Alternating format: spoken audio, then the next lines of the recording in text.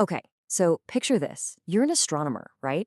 And you're listening to the quiet hum of the cosmos when all of a sudden you pick up a signal. And get this, it's coming from a comet, one that's just hurtling through our solar system from the deep, deep void of space.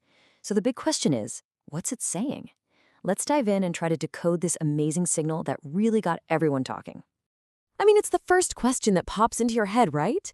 Is it an alien message? Whenever we get some strange, structured signal from way out there in deep space, our minds just immediately go there. Could this finally be it? Could this be first contact?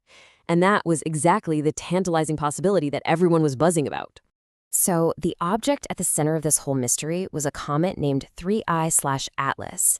As it was making its journey through our solar system, scientists pointed all their fancy instruments at it, and they picked up this really persistent, really unusual radio transmission.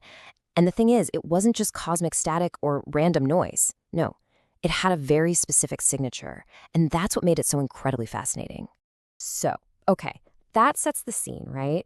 We've got this mysterious signal, and it's broadcasting from an interstellar visitor. This was way more than just some scientific curiosity. It was like a giant cosmic question mark just hanging out there in the dark, and you better believe it prompted a very serious investigation to figure out where it was coming from. And yeah, as thrilling as that alien message idea was, you know how science works? It's all about the evidence. And as the investigators started looking closer and closer at the data, that whole theory, well, it started to fall apart pretty quickly. The data just wasn't pointing to an intelligence source.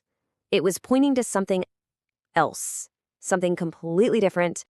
Okay, so this is where the real detective work kicks in. If it wasn't aliens, then what in the world was it? Scientists now had to crack a totally different kind of code. They weren't looking for a message anymore. They were looking at the very fabric of the signal itself. And this is the big question, the one that completely shifts the whole investigation. I mean, once you've ruled out aliens, you have to start looking for a natural cause, right?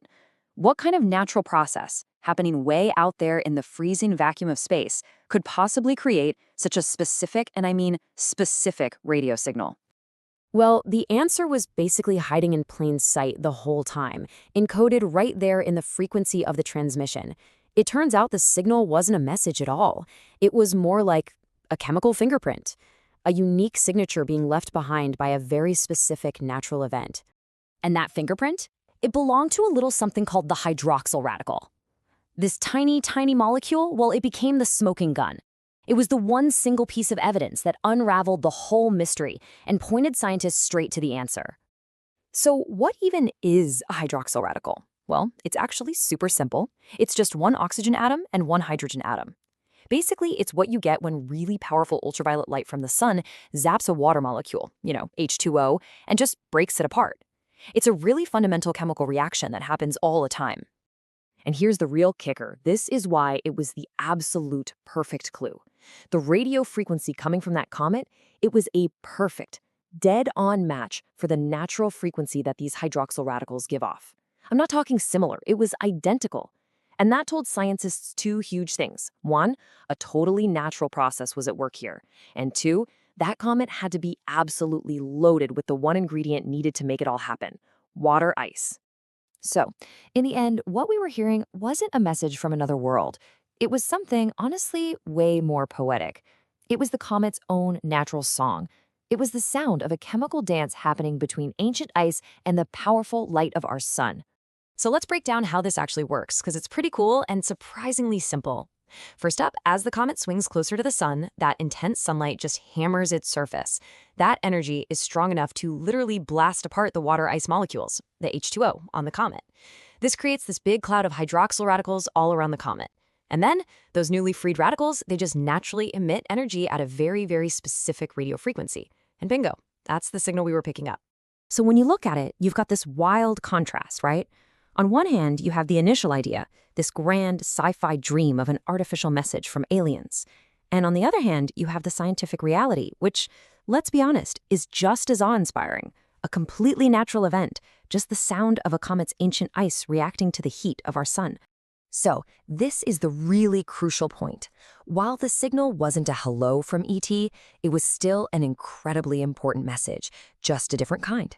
It was the absolute best evidence we could ask for that this visitor from another star system, Comet 3I/Atlas, is just packed with water, the exact same molecule that is so essential for life as we know it right here. Yeah, this quote just nails it, doesn't it? It wasn't some advanced technology we were hearing, it was just chemistry. A beautiful, natural reaction playing out on this massive cosmic scale, all because a visitor from another star system decided to swing through our neighborhood for a little while. And that really leaves us with a final, pretty cool thought. This comet's song was at first mistaken for a message, but the actual truth it revealed about our universe was, in its own way, just as profound. It really makes you wonder, doesn't it? What other amazing cosmic secrets are out there right now, hiding in plain sight, just waiting for us to figure out the right way to listen?